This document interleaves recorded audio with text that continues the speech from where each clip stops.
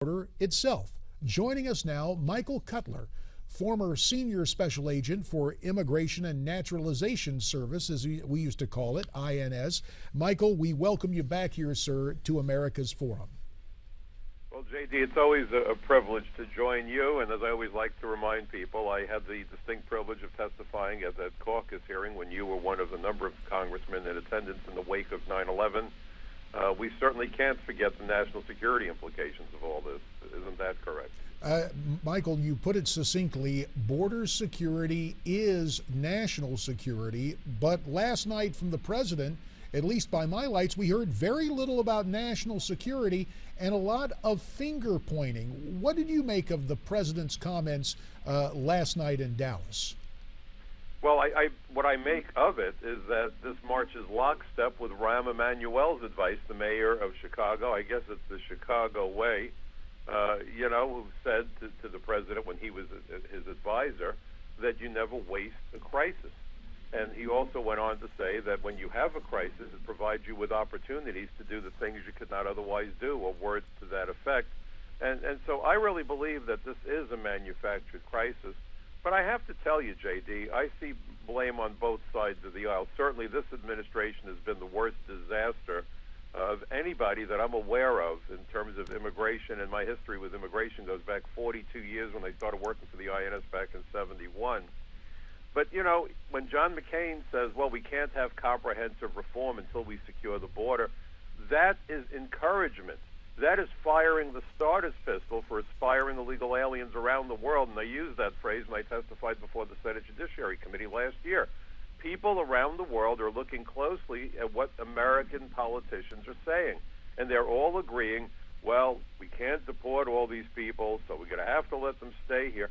Well, how do you prove how long an illegal alien has been here if he runs the border? And by the way, it's not just that they're undocumented, which is frightening enough, which means they don't have any way of proving who they are, or maybe they do have such proof but don't want you to see it because they know that they're on terror watch lists.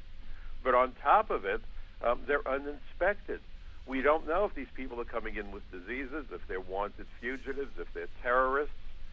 We know nothing about them, and there's no record of their entry, so there's no way of really knowing when they get here. So this is turning into immigration anarchy. I wrote about it, in fact. I called it the slippery slope to anarchy a while back. I wrote an article for a group, California's Population Stabilization, and that was the title, and this was years ago.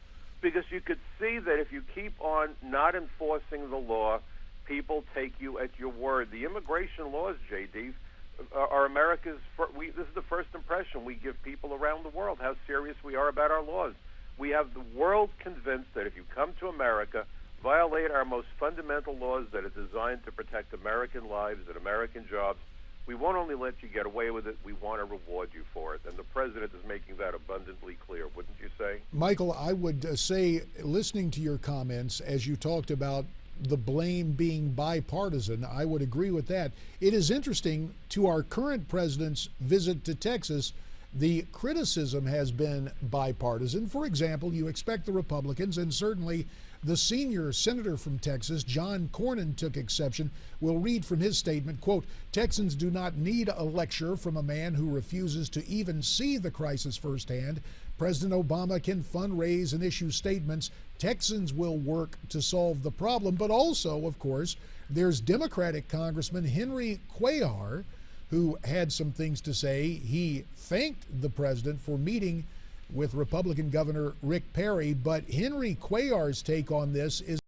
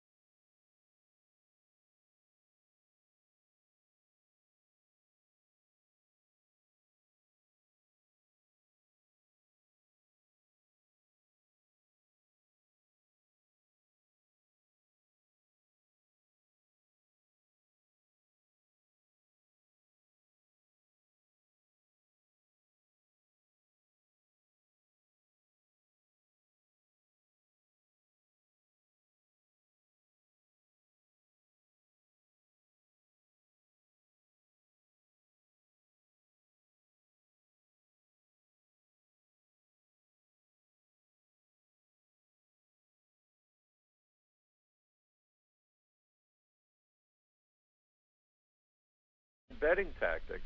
And, you know, on 9/11, as a New Yorker, the ashes landed on my home, landed on my family, and in part contained the remains of my neighbors. And what infuriated me more than perhaps my neighbors even felt that day, as awful as it was, and we're all, by the way, still suffering post-traumatic stress, is I had testified before an earlier hearing on May 20th, 1997, 4.5 years prior to 9/11, about immigration fraud, visa fraud, because of the 93 terrorist attacks, and there were two of them. January 93, a guy by the name of McCancy, Pakistani national, applies for asylum, shoots up the CIA, kills 2, wounds 3, and then a month later, the first attack at the World Trade Center. Ramzi Youssef, granted political asylum, one of the key players. Mahmoud Abu Alima got agricultural amnesty. The bill by Chuck Schumer, my former congressman, who I have to tell you, even though I'm a Democrat, I never felt he represented me. So we knew that immigration was a pivotal issue, and yet it was blithely ignored by politicians from both sides of the aisle, and they're doing it again. And We're of course, hearing about ISIS. Yeah, and as you mentioned this, and this is what I want to get to right now, you're talking about the failure to follow the recommendations of the 9/11 Commission. You just mentioned ISIS. We have heard of their ambitions. Michael, what is it going to take? God forbid, does it take another 9/11 on American soil to wake up people to the threat and the national security vulnerability of our borders and ports of entry? The morally challenged members of Congress still will not be motivated to act. Did we not just see the Boston Marathon bombing? Those Tsarnaev brothers, you know my background, JD. I'm Jewish. I was named for my grandmother who was slaughtered in Poland during the Holocaust. I'm a big fan of political asylum.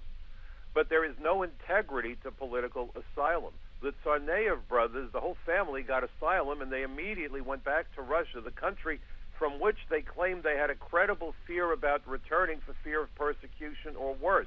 They obviously committed fraud. Did anybody ever connect those dots? No. Chuck Schumer got together with other members of the Gang of Eight. I call them the Eight Gangsters. And what did he say? The Boston Marathon bombing makes a strong case to speed ahead with comprehensive reform to prevent such attacks in the future. And nobody ever stood up to Schumer and said how. And when you look at so many other programs, and that's why I love being on with you, because this is no holds barred, folks. This is no nonsense here. No one ever says, well, how would it help the American economy to provide more competition for unemployed Americans? You know, we hear about a 6.1% unemployment rate, blithely ignoring 100 million Americans who've been out of work so long they've given up. That's like a doctor coming out of the OR after the loved one dies and telling the family, don't worry, he doesn't have a fever. I mean, our job market is dead. Our economy is dead.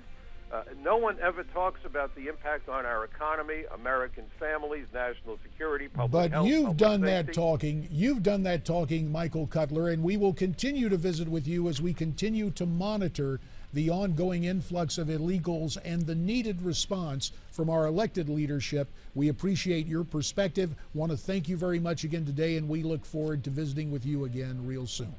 Thank you for having me on. Thanks for covering the topic, JD. Be well.